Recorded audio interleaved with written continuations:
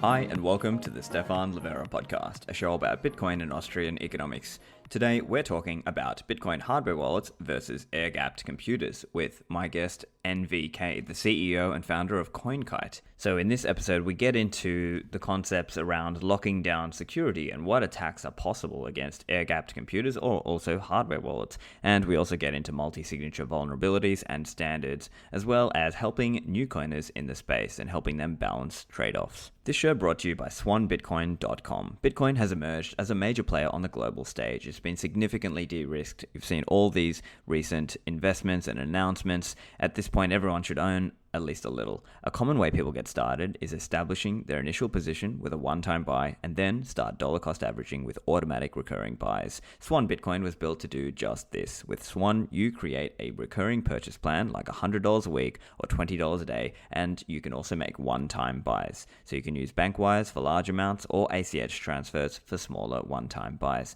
Swan are available in all states and territories of the US, including New York. So they are a great place to send your friends and family when they are ready to start buying Bitcoin. Send them to swanbitcoin.com/Livera and they will get $10 of Bitcoin dropped in their account when they sign up. CoinKite.com are the creators of my favorite Bitcoin hardware wallet, the Cold Card. This is one of the most recommended hardware wallets by Bitcoiners. I think it has some incredible features, such as the ability to use it air-gapped. You never have to directly plug it to the computer. You can use a micro SD card. You can also use dice to add entropy, or you can bring your own entropy. It's got a whole range of features. It's really a leading wallet in the market. They offer PSBT, partially signed Bitcoin transactions, and it can work great as part of a multi-signature quorum also. There's all sorts of features. Go and check them out. Get yours at coinkite.com and use the code Livera for a discount. Compass is an online marketplace which makes it easier for everyone to mine Bitcoin and enhance the Bitcoin network's security. The anti-cloud mining option. Compass helps you buy your own ASIC and secure hosting at great facilities around the world. For years, we've all heard that mining is only profitable if you're investing tons of money. But now, with Compass, everyone is able to tap into economies of scale and access reasonably priced hardware and cheap industrial power rates. If you're unsure about how to get started with mining Bitcoin, Compass offers hardware and hosting bundles, which eliminates the need for advanced technical knowledge and allows you to quickly get started mining Bitcoin with hardware you own. Visit them at minewithcompass.com and start mining Bitcoin today. On to the show. NVK, welcome back to the show. Thanks for having me. Mate, things are getting really crazy now, and it's obviously there are a lot of new people coming into the space, and they're all asking a lot of these questions around how to secure their Bitcoins. Now, and a really interesting topic that has seemed to come up over the years is this question of air-gapped computers versus hardware wallets. So maybe high level, can you just tell us, how are you thinking about that question?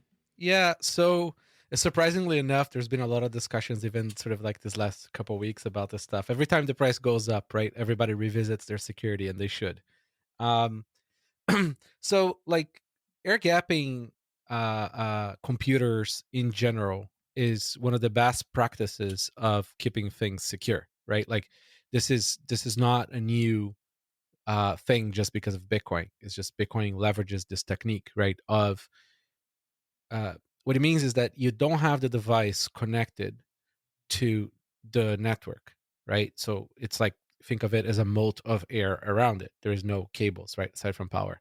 Um, and what that means is that it makes a lot harder for an attacker to have a synchronous means of retrieval of an attack, right? Because imagine that like there is no perfect device, there is no device that's like doesn't have any bugs, that doesn't have vulnerabilities, that doesn't have weak spots.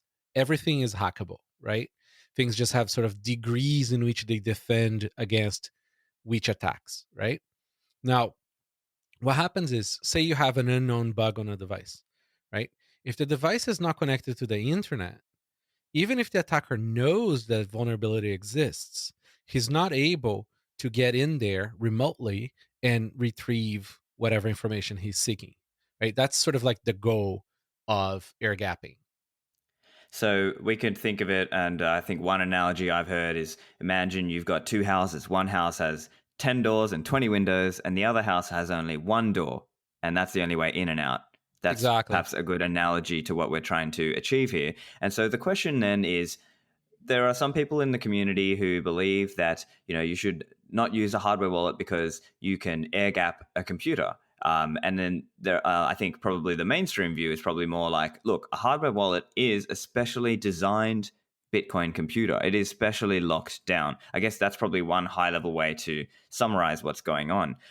But maybe if someone was to try to air gap a computer, what is actually involved in that process, and what are some of the pitfalls in trying to achieve that? So the idea is, so let's just talk first about like general purpose computer versus hardware wallet, right? So what are they offering? So a general purpose computer is gonna protect you against a specific purpose device vendor vulnerability, right? So nobody knows what you're buying the laptop for, right? If you go to say Apple or Walmart, whatever, and you buy the laptop for cash, right? Nobody even knows you have the laptop. So nobody is going to be targeting you directly for Bitcoin. So that's one thing, right? Now, with hardware wallets, well, those are Bitcoin hardware wallets, right? So the attacker knows what is going for, right? So that may be a rogue person on the vendor side, that may be a carrier shipping the device. Um, so what happened in that sense is like, then okay, great, so these are sort of like the more, and I'm being very simplistic, right? So those are the two sort of like advantages and disadvantages of this general purpose versus single purpose devices, right? So then you have to look, right, what steps does the vendor of the hardware wallet takes against those attack scenarios, right? And well, that wouldn't count on the air gapping laptop or the laptop itself, because nobody knows you have that. But uh, uh, with hardware wallets, say like Cold Card, I can just talk about my case. We have the temper evident bags, we have the firmware that you can reload, we have the anti-phishing words. So like we have like a slew of protections, none of which is perfect, but combined they offer a great level of satisfactory security, right? So that you're protected against sort of like vendor specific attacks or supply chain attacks, right? Now, with the laptop, on the other hand, well, anytime you buy a laptop of Walmart, it's gonna come with like a ton of garbage, right? Like all kinds of, essentially, like you could almost say it's malware by the vendor, right? Right? Like when you buy a laptop, you have to uninstall a bunch of stuff, right? Yeah, So yeah. and like an average person is only going to be able to, one, remove so much of that, right? And two, even if you wipe it clean and you install something from scratch, an average person is not going to understand really how far you have to go to lock it down, right? While I understand why some very advanced people uh, totally want to go that route, because they are completely avoiding the trust in hardware wallets, and they also are very capable of locking down a laptop. But even in their case, honestly, um, a laptop has a football field size of attack surface, right? Because it's a general purpose device, right?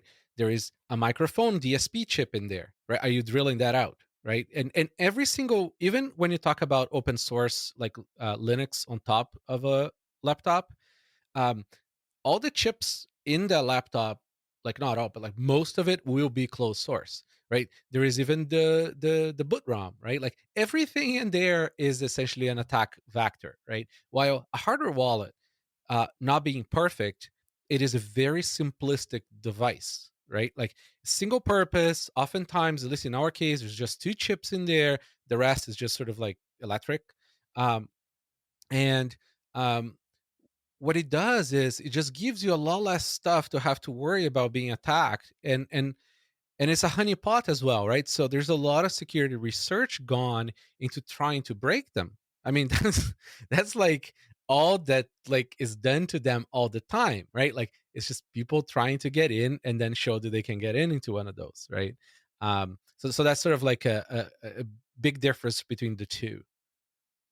Right. And so, just hypothetically, let's say somebody wanted to do air gapping a computer. What would that process look like? I guess off the top of my head, it would be things like, okay, trying to strip out the Wi Fi, strip out the microphone, strip out the Bluetooth, like physically trying to trying to physically remove those things from the laptop device. And then you might need to use some kind of live boot system, for example, Tails OS, or maybe you're flashing something else on there to actually do your Bitcoin things on there. Can you just outline a little bit what would that process look like? So, in my opinion, if you're gonna do uh, a laptop for Bitcoin, you want to try to like I wouldn't even use most distros of Linux, anyways. Especially not Ubuntu because it was meant for people to do like spreadsheeting and Word on a Linux version, right? You would probably pick a security minded distribution that has less craft for you to clean out and less things for you to lock. And personally, I would go for FreeBSD. Right, it's a very secure platform. Uh, and it starts essentially with nothing in it, and you add only the stuff that you need, right, as opposed to starting with a lot of stuff like Ubuntu that then you take stuff out, right. It's sort of like it's a lot easier to make something safe when you don't have to take stuff out, right. Yeah. And then of course, you try to sanitize a lot of the hardware by taking stuff out. In most modern laptops that became very difficult because a lot of things are single chip. um, and like, and these are very sort of delicate electronics, so it's not that simple. I think it's very unrealistic for the average person to do this at a satisfactory level, right? And then there is the concern about, for example, and this is why I like FreeBSD versus whatever distro you're going to use of Linux, is that like you're going to have to choose like uh, exactly the library and build from source and check each library for say the disk encryption, right? Like, are you going to just trust the disk encryption that comes with the distro, right? These things are not simple. Like, imagine the millions and millions and millions of like little libraries and packages and things that like people in the Bitcoin community would say like, yeah, build your hardware wallet's firmware from source, right? Well, that's a pretty tiny little piece of software comparing to a massive OS, right? So it is just a lot less stuff to go over. And so I think the other point is using it in practice. So again, it depends what the person is using for. Obviously, we're speaking mostly in the cold storage case. However, if that person actually needs to periodically spend out of that storage, let's say they're doing it's a big live event, they need to spend some coins. Well, now they've actually got to facilitate that process of, getting a transaction in and out of that air gapped computer. And, the problem then is how do you do that in a user friendly way? Because, well, theoretically this is an air gapped computer, you don't want it connected to the internet, so now how do you get something in and out of there? Well, maybe you do a USB, but then what software do you use? So it's kind of, I mean, maybe you'd use Electrum, and that's an example, but what I'm just trying to spell out here is there's some practical difficulties involved with using these I guess laptops or air gapped laptops as a hardware wallet. Now, I guess historically, and I've used some kind of setup similar to this when I was doing an Armory wallet. This is years and years ago. But do you have any thoughts around the practical components of using an air gapped laptop? Yeah, so I think just recently Bitcoin Core added some support for air gapping the node so that you can transfer data on and off, right? Because you also have to keep uh, blocks up to date, right? And normally you keep that computer connected to the internet, right? So it's kind of complicated that way. I find it personally, I find it impractical. And then what happens when you remove some of this practicity, right? Is that like it adds more room for people to mess up, right? It means that like you are going to have to do things that are a lot less natural and a lot less sort of like uh, uh, a single purpose, right? So with the hardware wallet, the device was designed for that. It's simple, so you know what to do, right? Like you in Cold Card's case, you can do it air gap. So you're gonna do the sneaker net with the microSD to shuffle PSBTs in and shuffle transactions out, right? While with the laptop, you're gonna have to choose, right? Like, are you gonna do that with microSDs? Are you gonna do that with USB? USB is a monumental cluster, And yeah, it's just impractical, right? And I think that opens people to mistake, and people, as I see this market grow and like for quite some years, um, uh, most people screw themselves out of their coins more than they get robbed, right? And one thing that was very common back in the day when there were no hardware wallets was for people to get robbed. So I think it's kind of interesting that way. So yeah, you make a lot of great points there, NVK. Now, I think a really cool website. Now, this is your website, but listeners, go and check out airgapcomputer.com. And NVK, do you want to tell us a little bit about this website and maybe tell us about some of the attacks possible?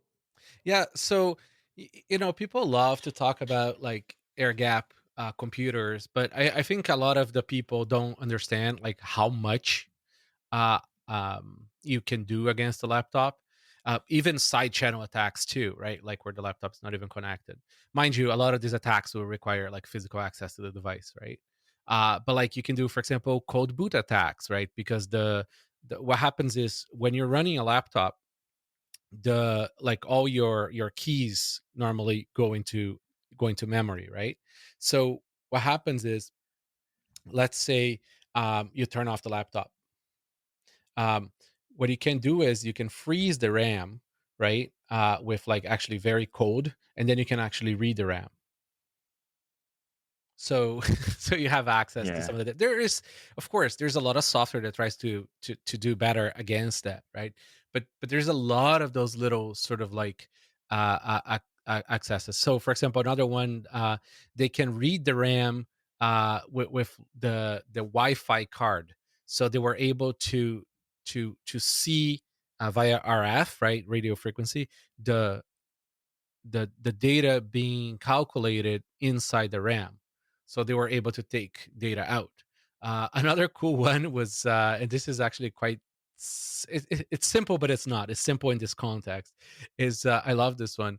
So there is this very uh, uh, long distance sensitive microphones that essentially it's a laser that they point at, say, your window, because the glass resonates, right, with sound. And then they can actually listen to your keyboard. And then as you type, they can figure out which key you're typing to get your password, for example. These are so scary, man. These are just crazy in terms of like what kinds of things are possible. And now side channel attacks are a common, like they're an attack that people, a lot of researchers talk about them. And in fairness, that there are side channel attacks versus hardware wallets too. So Oh, for maybe sure. if you could outline a little bit about the possibilities there in terms of side channel attacks versus hardware wallets versus air gap computers. So a great attack for side channel was against the Trezor. This was many years ago. Somebody managed to do a power differential attack on Trezor, where they were able to read from the power port the device doing cryptography on the MCU. There wasn't a lot of protection at that time on that, but that was fixed. Another one is, there is this thing called chip shouter. Um, so essentially, you use very specific, very targeted RF pushed, so like radio frequency pushed into a little area of the chip, and if you do it just right, you can actually on a Trezor dump the whole memory of the chip, so you get the seed essentially, right? I guess Cold Card, there was a good one. The guys from Ledger essentially removed the our secure element, our old secure element, out of a cold card. And they no, they didn't remove it from cold card, but they used the same type of SE that we used. And they found a flaw in it, that this SE is designed so that you cannot peel the top to try to read the data inside. So they turn it upside down and they dug the bottom of the SE. They pointed laser, very expensive machinery here. Talk about $250,000 equipment. Uh, Pointed like a laser to a specific gate of the SC and send a very specific signal, and we're able to trick the pin counter of the SC. Um, So it's kind of theoretical in a way because it was not sort of demonstrated with the actual device per se, and we keep the seed encrypted in the other chip. But still, like it just shows, right, like that, like given infinite resources, nothing is unhackable. A good one on actual computers that happens quite a bit now is you have malware on the, say, the firmware of a hard drive. So you wipe your laptop, you do all this stuff, but there is the firmware on the hard drive itself that you think is doing encryption or doing something else. Like there's malware in there, right? And it's not like the kind of firmware you even have access to update yourself, right? Um, there's a lot of stuff going on. That's why, like, ultimately, one of the best defenses you have is to simply never plug a device to any other device. So on the hardware wallet case, it's like you use the micro SD to shuffle the information, and on the laptop, that's air gap. You essentially never connect the laptop to anything.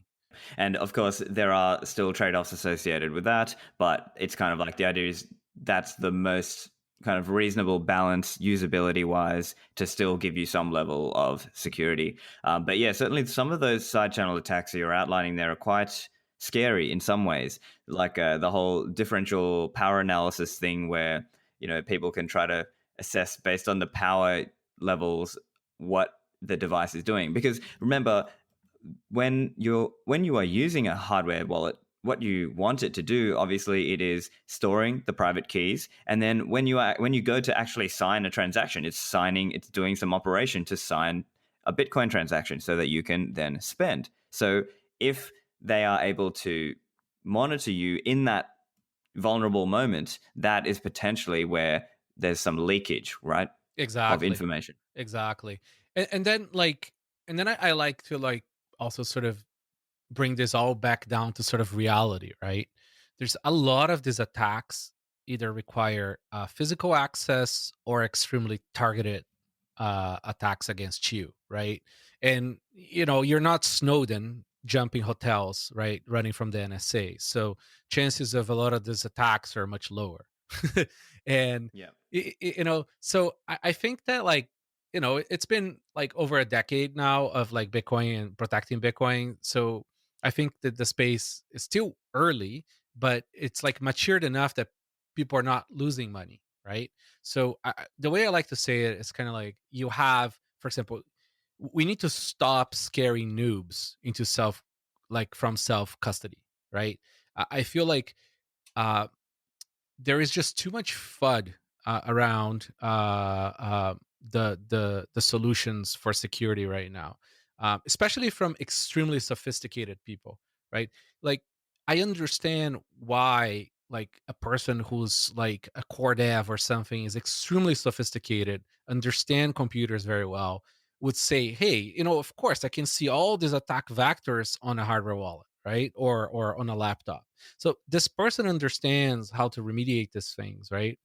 But we can't expect an average person uh, to do any of this stuff realistically, right? So what do we need to do is sort of like we need to teach them, not make them dumb, right? We don't want to send them to centralized wallets or to wallets where the validation is done by the vendor, but we want solutions that are sort of a little bit more self-contained, right? So, say you just sort of got some Bitcoin on Coinbase, right? Or no, let's say Kraken. Um, send those few, like a few $100s, couple $1,000 to your phone wallet, right?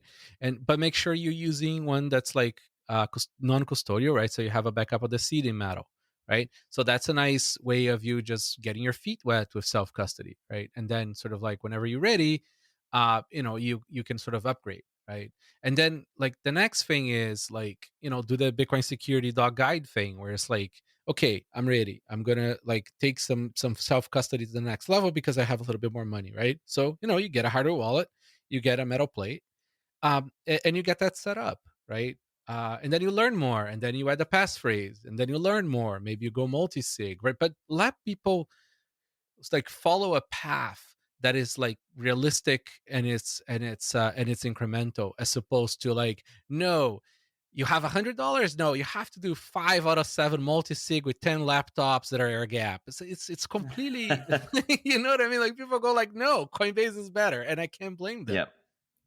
Yep. And now, I guess one other point that maybe some people out there might recommend is they might literally say, okay, fine, we can't, even if you can't air gap the computer, what if you literally bought a computer only to run Bitcoin Core on it? And if you just, like, say you connected to the internet and, you just ran Bitcoin Core and nothing else on this laptop, what's wrong with that?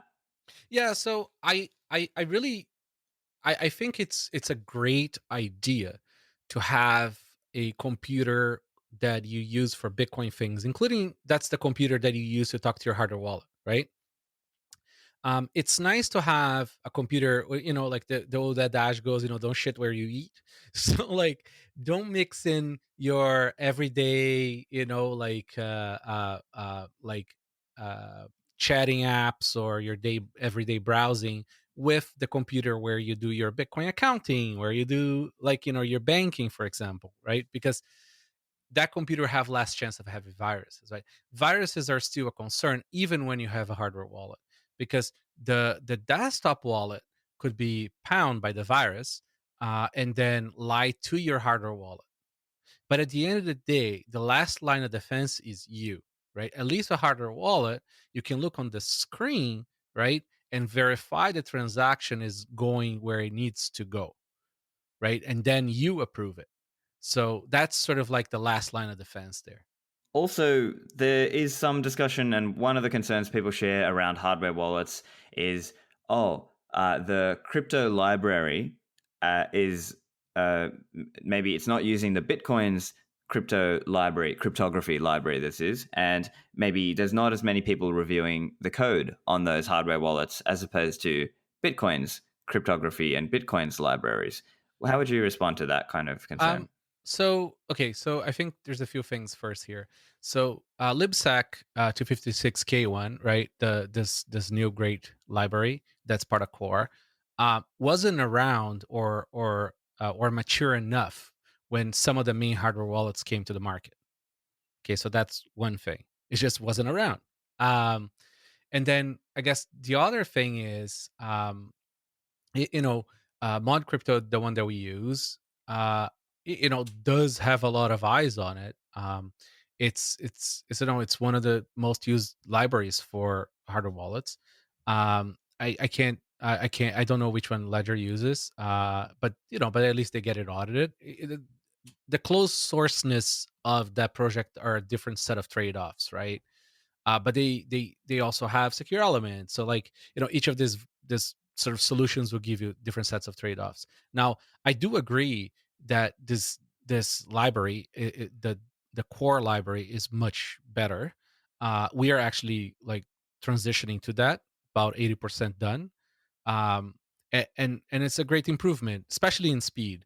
But I think I think it's a bit of FUD, right? Because reality is there is like hundreds of millions of dollars in hardware wallets, and uh, attacking the crypto library has not been. At least I have never seen a demonstration that has been a concern, right?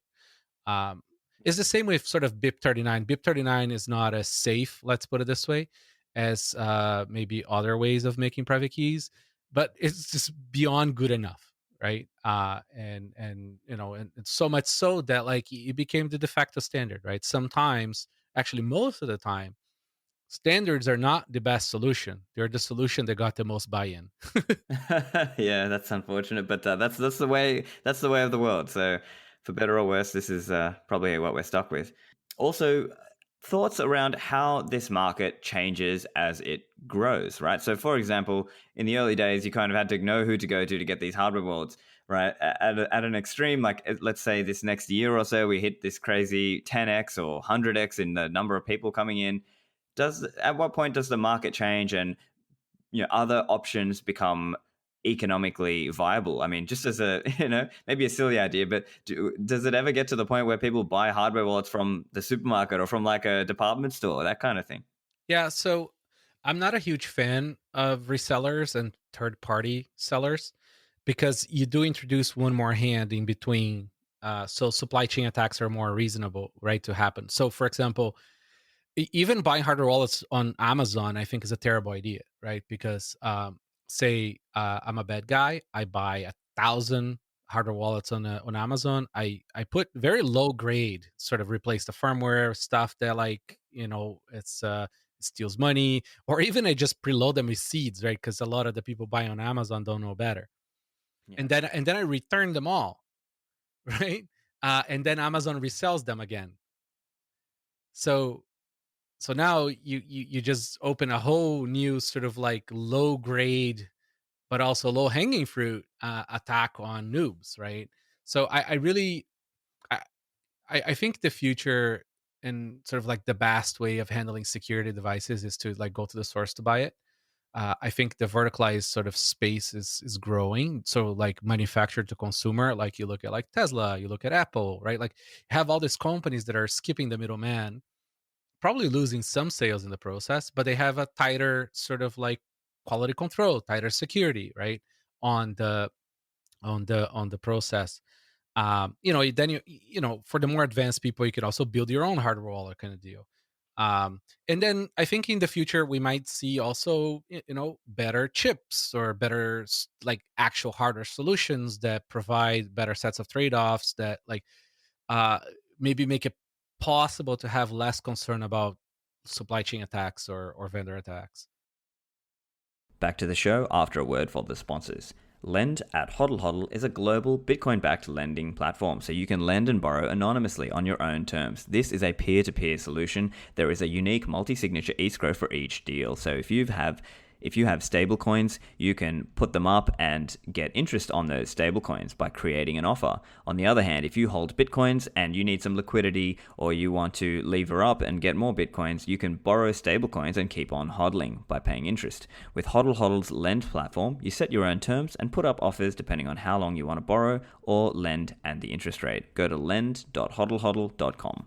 CipherSafe.io are producing metal backup seed products like the Cipher Wheel, and they've also got a Bitcoin recovery tag product which specifically helps with recovery. This is an extra stainless steel tag with information like the original wallet, gap limit, derivation types, scripts used, and all the major hardware wallets have their own type of recovery tag specifying the data for that type. So you attach this to your seed word backup with a stainless steel cable included. There's even a website link so you can help your heirs or yourself recover the coins using Electrum. So it adds the value of helping you recover in practice. So the recovery tag works with any seed word backup device. You can go and buy yours at cyphersafe.io and use the code Livera for a discount. Unchained Capital are providing Bitcoin native financial services, and they're using multi-sig technology. So if you need a way to improve your security, you can bring your hardware wallets over and use them as part of your multi-signature vault. They have a 2 of 3 multi-sig setup, and if you need help, you can actually purchase the concierge service. So you can get calls and have the hardware wallets shipped to you. They'll teach you and walk you through that process and deposit $1,000 of Bitcoin in the vault. So normally it's $1,500, but you'll get $50 off if you use the code Livera. Unchained offer all sorts of features such as business accounts if you are a business, and you can also find a whole range of educational content on their blog. So go and find them at unchained-capital.com. Now back to the show. Of course, I'm sure yelling through all of this is my friend Michael Flaxman being like, guys, what about multi-sig? We've got to have multi-sig. And I think maybe that space becomes easier as well. Although we wouldn't recommend that for beginners and say, hey, you've got to go to this level. Like, it's one of those things where hopefully over time it just becomes easier and more practical. But probably a good point now to talk about this recent multi-sig vulnerability on the cold card. So do you want to just give an overview on what happened there? Yeah, so multi-sig is sort of like fairly like complex and full of like edge cases, right? So and then that's part of the reason why, like, as much as it's great to have multi-vendor, multi-sig, it's also not great to have multi-vendor as well, because like you're not testing against each other's sort of like bugs and things. Um, but so in our case, this specific bug, so most hardware wallets don't keep state, right? So they don't keep um, like information about the cosigner on a multi-sig, right? So they wouldn't even be defended against this.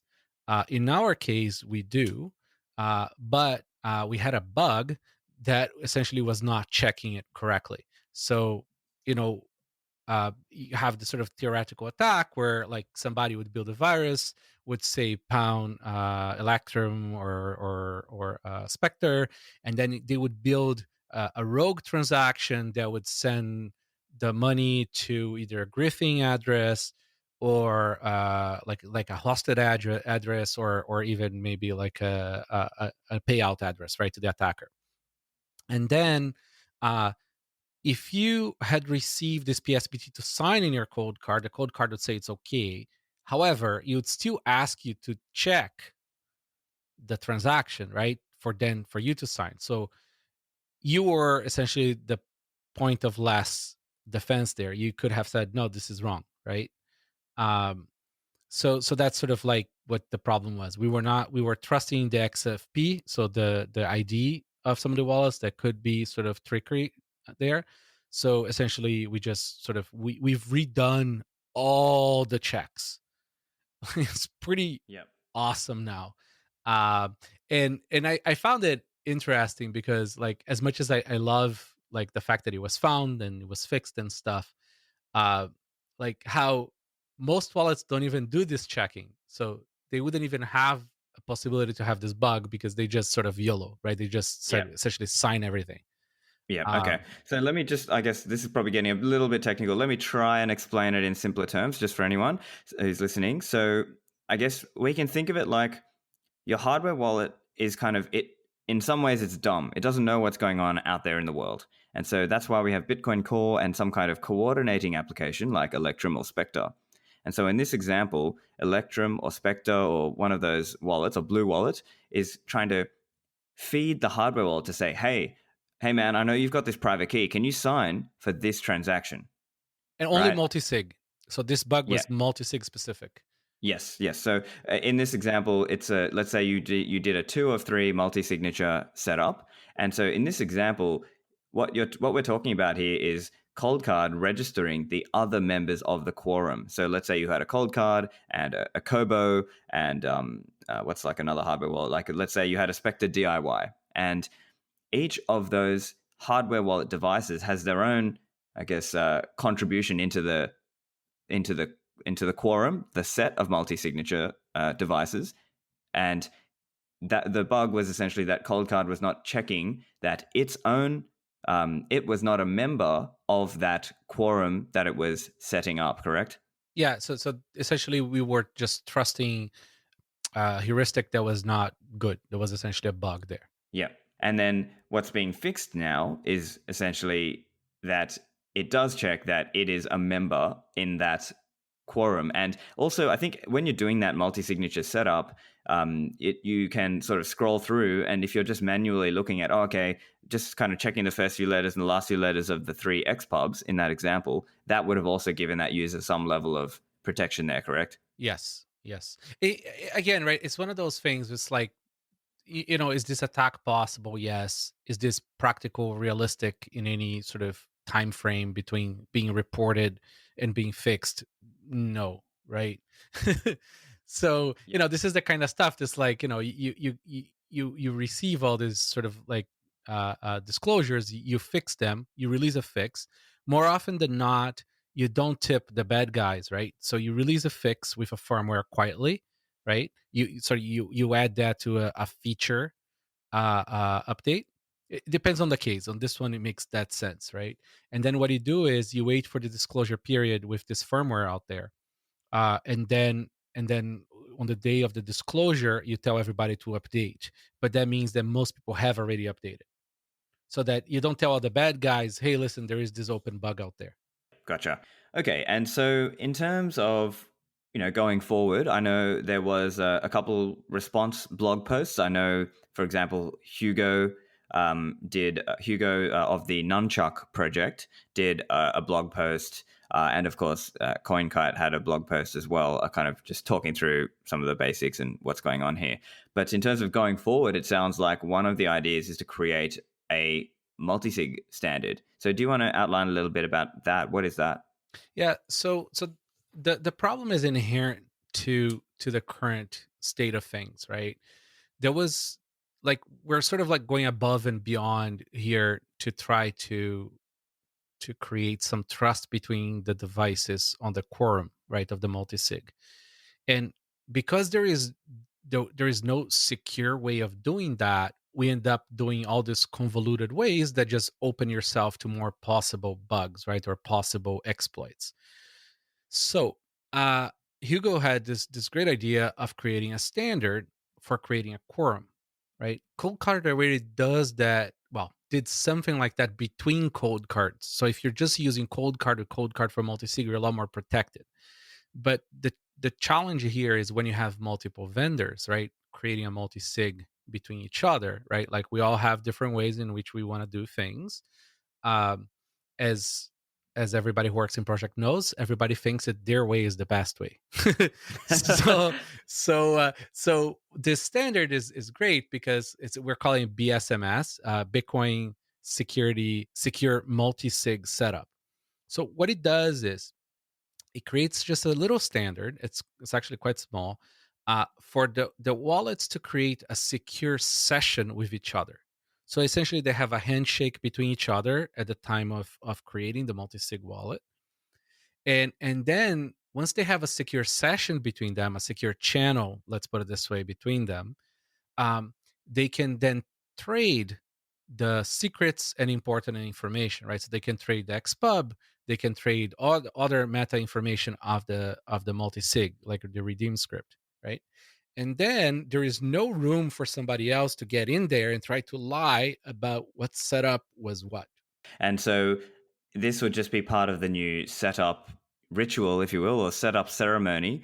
And essentially, it could be conveyed the same way normal information is conveyed. So let's go back to that example. Let's say it's cold card plus a Kobo Vault plus a Spectre DIY hardware wallet doing a 2 of 3. And so in the case of the cold card, you would still ferry or shuttle that information from, say, Spectre wallet into your cold card using the SD card. And then the other guys, you would do probably the QR code scanning, and that's how you would they would ingest the info. So maybe, for example, Spectre Wallet would show a QR code, and then the DIY and the Kobo Vault would scan that and then read it, and then the user at that point can, I guess, check themselves and say, okay, yep, does this quorum look right to me? Correct? Yeah, kind of, yeah. They would be essentially what all the standard is creating a secure channel between them.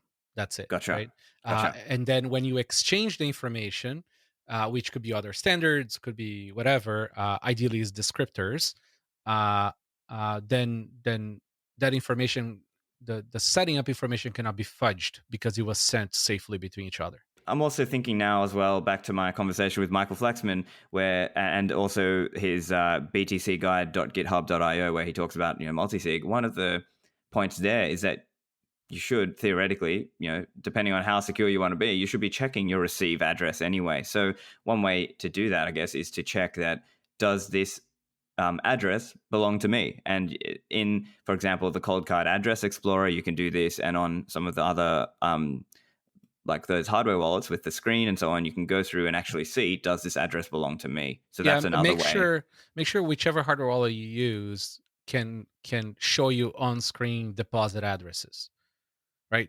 You need to be able to double check on screen that the address that you're receiving Bitcoin to is controlled by you. Yeah. Like that's one of the most paramount things. And because there will be more attacks, right? There will be more vulnerabilities. And there probably are some out there, right, that we don't know about. So uh, the buck really stops with you. So like if you're just double, triple checking stuff, you're safe, right? Because again, like everything is hackable. Um, but I can't repeat this enough, right? Like all this stuff is very targeted, is very complex. Um, like most people in most circumstances are not exposed to a lot of these attacks, and the alternatives are less safe. Yeah, I think that's a very crucial point. I think it's one of those things where, in the earlier days, there was less awareness about these things. And so we were just kind of running that risk without even knowing it, right? Especially for me, when I was a total newbie in the space and I was learning, like you're just using, for example, things like Trezor web wallet, or you're just using, Armory or something, and without knowing about all these kind of, oh, I need to verify the receive address, and I need to, these things that you learn and you pick up over time. And sometimes, hey, I'm pretty sure most, if you talk to anyone who's been around the Bitcoin space, they've got battle scars, right? They've lost coins on something. Yeah, it's crazy to think, right, that like, we're talking about side channel attacks and things like that, while most people are copying a deposit address of an exchange from the browser, right? Yeah, exactly. With all the extensions on. I mean, it's crazy to think, right? Um, uh, yeah, I think a lot of it is like also fault of the market. Like, I think there is just like too much sort of like weaponized PR between competitors and things like that. I really think that like it's a shame really that like you're gonna depend your sales on sort of like attacking like competitors on like vulnerabilities, right? Because you're essentially just eroding the trust in these devices in general. And I, maybe this is an ask for any security researcher listening.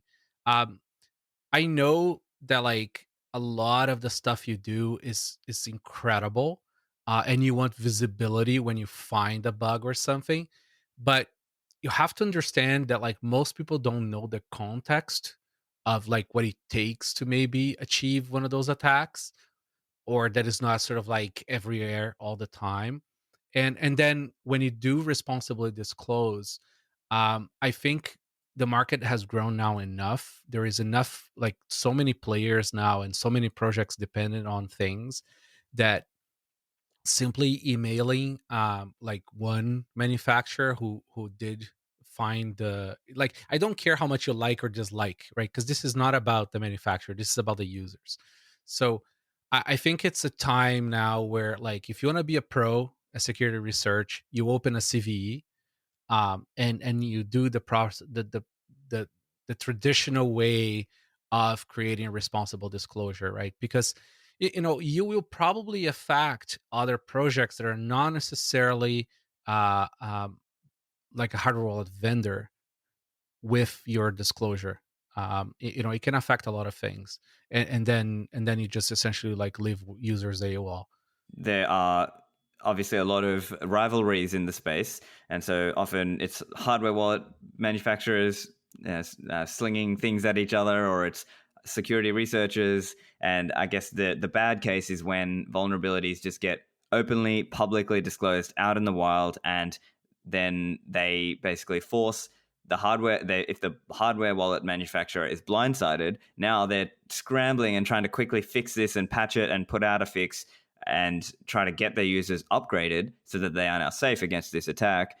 While at the same time, it's like there's a funny incentive in some ways where some people who are disclosing a vulnerability might, let's say, overstate the feasibility of running that kind of attack, because more press for them, more publicity. We kind of live in this crazy sort of attention economy. So you have to, I guess it's a difficult thing, and I can understand for a new person coming into this space that they don't know how to maybe assign the Parse it. right level of risk. They don't have the right level of context to sort of understand, okay, is this kind of more like a edge case, kind of crazy, freak scenario, or is this kind of like a really everyday thing and like a lot of people will lose money because of this? And you have to try and assess that. Exactly, right? And ultimately, the person who the entity that chooses the severability of a vulnerability is the target vendor. The target vendor is like sort of like the ultimate source of truth there, even if they minimize it, right? Uh, then they would just lose trust. But I would always take with a bit of a grain of salt the party who's disclosing it. I guess you take both parties with a grain of salt, but mind you, right? Like when a bug or a problem is big enough that is an a huge problem, like you will hear in the wild people already losing money to it or something, right? That's very likely scenario. I just think that like we're now grown up enough. There's enough people using this stuff that like a lot of the security vulnerability disclosure like needs to be toned down a bit instead of like sort of like, oh, I'm gonna put on the blog of my company, because like you're not gaining that much anything right with that. Um, and everybody's losing a bit with the erosion of trust on these devices. I think that's very different than we all sort of like shitting on each other on Twitter. I mean, like that's like fine. Do you know what I mean? Like, you can say, oh, I find your stuff to be crap, or I find your stuff to not be that safe, or whatever, right? I mean, so be it, right? Like we're all human and we have our concerns, or well, a concern throw or whatever. But I think on the actual formal sort of like disclosure, and on the blog posts, like things need to be sort of like toned down a bit, because they do scare people.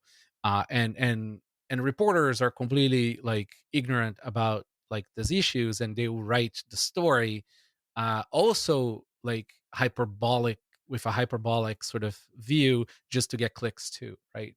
And we see this like everywhere all the time in this space. Yeah, it's a very tricky thing. So I can definitely appreciate for somebody who's new coming into the space and they're told don't trust verify, but then okay, then what do I even do? Well, who do I look at? I need some guidance here. And so that's a typical concern that I can imagine a new person to this space has. And obviously I'm doing my best to try and guide people into kind of safer pathways, but I'm wondering, do you have any tips around how you help guide newbies in the space? Without kind of scaring them off. So first is like, look who actually, like the people who are actually sources of not source of truth, but sources of some truth, or at least a trusted point of view, right? If somebody claims to be a security researcher, like where is the security research for you to review, right? Like otherwise the person is a security pundit. Right, so there's a big difference there. um People have opinions, but are they like producing something that like sort of creates some rap on them, right? Like, do they have a trusted project? Are they involved in a similar industry or a similar part of the stack, right? For them to have an opinion, or maybe other people who are trusted in the community freaking out about the specific bug, not about the rhetoric around the bug, right? Not like around sort of the drama around it, but like, are they actually concerned about the vulnerability, right? Are they saying like, you shouldn't use this device anymore, or you should update immediately, right? What are they saying in that sense? But the best heuristic is when it is disclosed, right? Was it fixed, right? So does do both parties, sometimes they may not agree if it's a like a vulnerability or a feature, right? That could have some I'll give an example there later, but um does the party who gives you the device, most importantly first, right? Did they say that it was fixed? If it was fixed, it was fixed. Everything else is just drama, right? Yeah. um if it was not fixed, or it's not fixable, there are some major concerns with some devices out there. um it's not fixable. Now, is this something that you're okay with going forward, right? Like, you have to make a decision for yourself if you want to have a device that has a, say, a major flaw on it or not, right? Well, maybe that's fine for you, and so be it, right? um and then for example, there is things like, cold card has advanced features for developers, right? So we support testnet on the same derivation path as your wallet. It is under a danger menu. um and it was brought in because somebody brought to our attention that there was sort of like a path to attack that.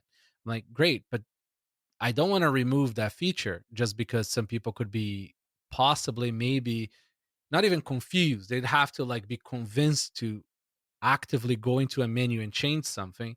So, we took the device that could be a concern, so we just made it a little bit more like more scary to do that. But that's not necessarily a bug or a vulnerability. That's just a choice in design, right? It's very different than sort of having a flaw on your chip that like you cannot secure it, right? Well, if you cannot secure it, you cannot secure it. There is no way to sort of spin that, right? uh, so that's why it's important to first listen to your vendor, and then look to the community to see like if people are freaking out about updating it, replacing it, outright trashing it. If nobody's freaking out and the vendor gave a satisfactory answer, but the discloser is sort of like being a little bit hyperbolic, well then you have your answer. That doesn't take away from the great thing that happened, which is there was a flaw or there was a bug that was disclosed and something was fixed. That's a fantastic outcome. Yeah, very much so. Okay, so I guess one other thing that people might be thinking, okay, so many listeners of the show are themselves, they're an Uncle Jim to somebody else, they're teaching somebody else.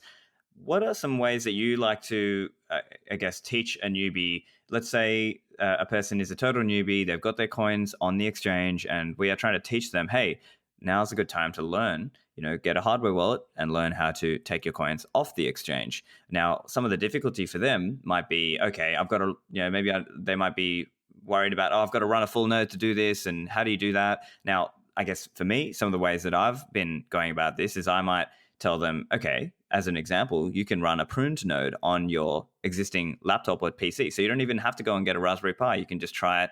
Stepan Snegerev has that website, prunednode.today. That's one example. And then you can do that with Spectre. Or another way is maybe you can get the Raspberry Pi set up, right? You can do an Umbrel or a MyNode or a Ronin Dojo or a Raspberry Blitz or a Nodl.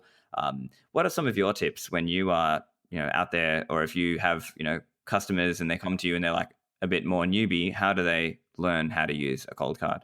So I normally would send them to Electrum, just because for all its flaws, it is sort of like plug and play, right? You can just sort of like get running. There's privacy considerations in there. I'm very clear about that. If they want to, what's cool now is that Blue Wallet is now on desktop, right?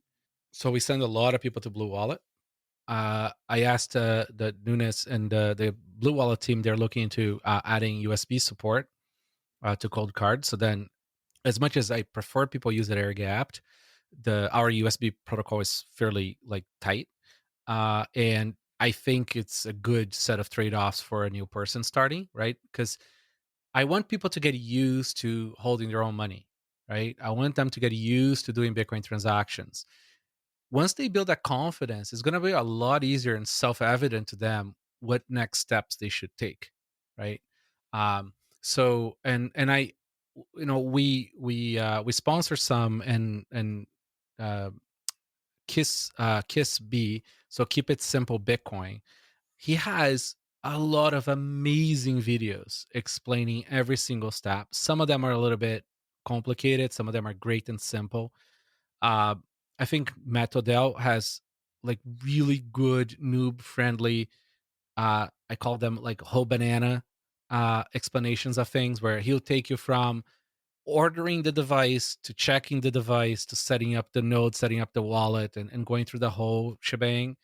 um Citadel, Livera's company has like some really good information on that too. It's just like the wealth of knowledge is huge, right? And no single solution will be the best solution for everybody. I think people really need to learn to research, because if you're just taking things at face value, uh, you have a lot more room to get screwed. Yeah, it's ultimately a personal responsibility culture. So while there are many of us in the space trying to make the education accessible to people, sometimes you still have to go and you have to find those people. So we do what we can. Yeah, it's not easy. Yeah, it's not easy. There's a lot of people who sort of scream from the soapboxes, right? I'm an expert. I'm a security expert. You know what I mean? Like, do the thing I told you to do, and they're not necessarily providing um, the solutions that most people would sort of suggest. Yeah, because ultimately it is always about trade-offs, and again, nothing's perfect. But ultimately, I think those of us who are in the space trying to teach people, it's ultimately about trying to give them a reasonable balance between usability and security, and just while at the same time getting people to take that incremental step. Okay, I'm on the exchange. Okay, at least get off the exchange, even if it's imperfect. Just get off the exchange, and then okay, take the next step, and so on. And I think that's been the approach Exactly. that I've been taking when I'm out there teaching new Bitcoiners. But and part of it is I see it as like it's like choosing the right tool for the job, right? You have to try to understand what is their need, what is their use case, right? If they want a day-to-day spending wallet, well, then you probably want to get them on Lightning. But if they want a cold storage, which is most people, you got to get them on a hardware wallet. So it's just choosing the right tool. Yeah, and then people have different security considerations, right? Like some people live in dangerous places, right? Some people live in not so dangerous places. People have different amounts of money, right? Some people don't have as many concerns about, say, using a multi-sig service like Casa Unchained, right? Because their coins are already doxed. Like people have different needs, and we can't just like sort of bang this idea into the like scream this idea out to the world where it's like everybody has to do this, right? No, there is no single solution, right? We just know that most people will be well served with a hardware wallet, right? But is that for everybody? No, right? Is multi-sig as a service or a phone wallet good for other people? Yes. It's I think it's important to just give people sort of like all the options they have that are safe, and explain the trade-offs of each. Excellent. Well, look, I think we're coming up to the hour, so it's probably a good point to wrap up. So if you've got any closing thoughts for the listeners, and of course, tell them where they can find you online. Yeah, wow. Can't believe it's been an hour. Been talking, I think, today for 8 hours on Clubhouse about Bitcoin. Yeah, no, it's been spending a lot of time there answering questions to noobs. It's a lot of fun. So yeah, so you can find me on Twitter at NVK. You can find the stuff that we do at CoinKite.com. You can find my security preference for most people at Bitcoin Security Guide. Sorry, Bitcoin Security Guide. And yeah, and don't get caught up in the drama in regards to your security. Fantastic. Thanks very much, NVK. Oh, it's been a pleasure. Get the show notes at stefanlivera.com/252 for this episode. Make sure you subscribe and share it with your friends. That's it from me. I will see you in the Citadels.